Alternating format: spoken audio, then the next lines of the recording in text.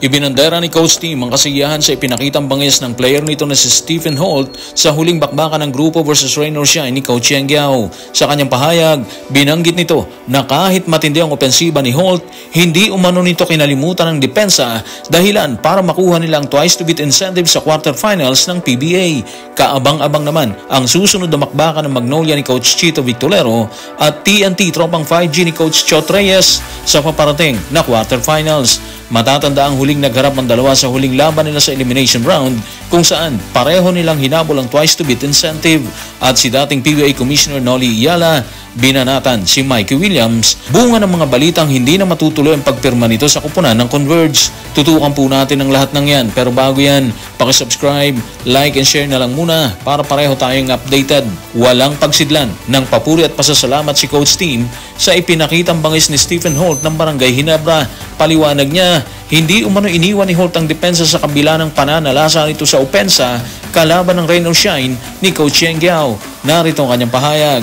Tutukan natin si Coach Team sa report ni Jerry Ramos sa spin. Gabi ni Stephen Holt to, pero ang isang bagay na kapansin-pansin, kahit na ganong kaganda ang pinakita ni Stephen sa opensa, hindi niya kailanman pinabayaan ang depensa niya. Kahit konti, talaga nakatutok siya sa depensahan.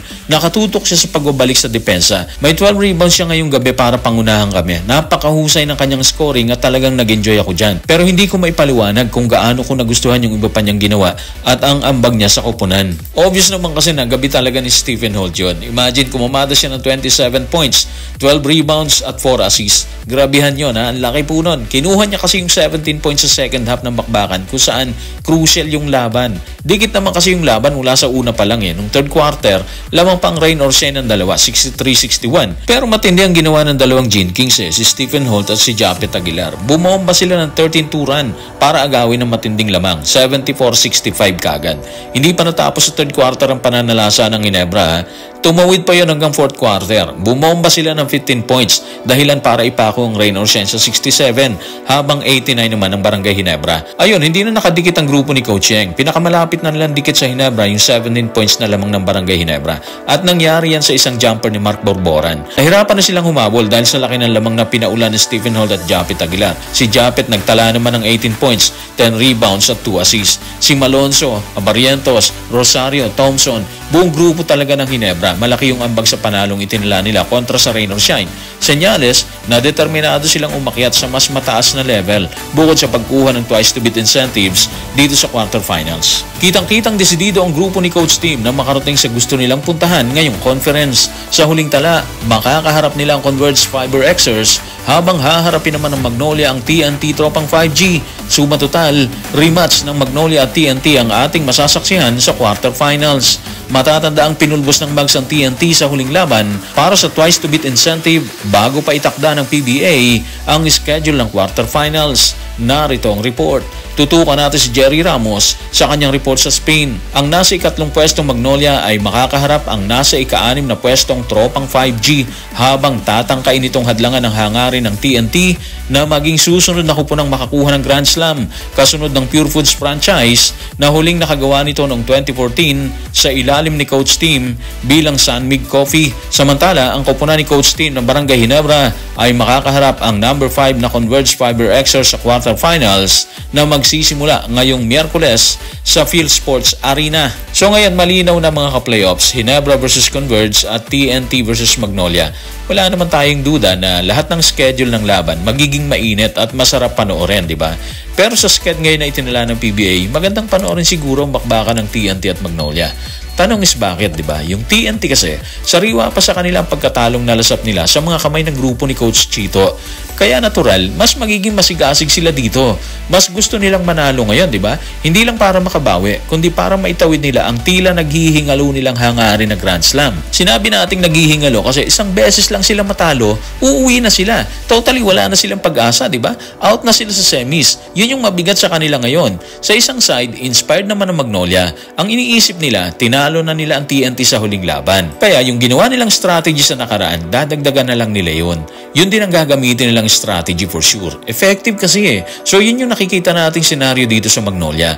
Bukod dyan, gutom na gutom din ang grupo ni Coach Chito sa pag-akyat sa susunod na baitang. At hindi man nila aminin sa atin, may gusto silang patunayan sa fans at sa kanilang kritiko. Gusto nilang patunayan na hindi sila intro boys. Magaling sa simula, lagapak sa dulo ng bakbakan. Kaya para sa akin, gagawin nila ang lahat ng paraan para makuha ang TNT sa isang laban. Alam kasi nila na delikado kung bibigyan nila ng isa pang pagkakataon ng tropang 5G at ayaw nilang mangyari yan. So ibig sabihin, magiging mainit at kaabang-abang ang bawat eksena sa bakbakan ng dalawa. Habang kapanapanabik ang maging laban ng Mags at TNT sa quarterfinals, bunga ng paghahangad ng grupo ni Coach Chot na makuha ang Grand Slam, binanata naman ni dating PBA Commissioner Noli Iyala ang mailap na si Mikey Williams. Sa kanyang pahayag, hindi umano siya naniwala na papasok ito sa Converge. Sa huli, pinayuhan ito ang lahat na huwag na itong paniwalaan kasama ang kanyang buong grupo. Narito ang kanyang pahayag. Tutukan natin si dating PBA Commissioner Noli Iyala sa kanyang X or Twitter account. Hindi ko kailanman pinaniwalaan na lilipat si Mikey Williams sa Converge. Lalong-lalo na maglalaro pa siya doon. Sa totoo lang sa tingin ko, hindi na muling makakapaglaro ang pabago-bagong asal na ito sa PBA. Dapat matuto na ang mga kupunan at huwag basta-basta maniwala kina Williams at sa kanyang PR team. Ito na yung sinasabi natin mga ka-playoffs. Dati kasi nag-sign na ang kanyang team or ang team ni Mikey Williams ng Uniform Players Contract. Kaya inaasahan natin na susunod na doon yung pag-sign niya ng contract dito sa Converge. Sa kasamaang palad, hindi na umano ito mangyayari Ayon sa report ni Homer Sison sabi niya malaki umano ang hinihingi ni Mikey Williams. Imagine 30K US dollars per month. Sobra-sobra daw umano yun ayon sa ulat na inilabas ni Homer. Ibig sabihin, hindi kumagat ang Converge sa hinihingi ng grupo ni Mikey.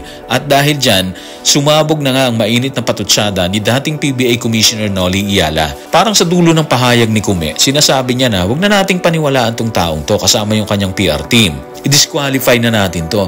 Para kasing hindi naman siya seryoso na makipagnego sa team na kumuha sa kanya, di ba? Yun yung dating, di ba?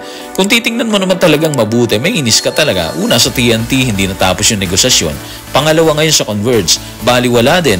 Humihingi ng napakalaki. Parang item na pambenta, di ba? Yung tipong pepresyo ng may-ari ng mataas kapag may nagtanong pero ang totoo, wala pala siyang planong ibenta yon. So yun lang mga playoffs. Abangan na lang natin ang mga susunod na kabanata dito. So guys, maraming salamat.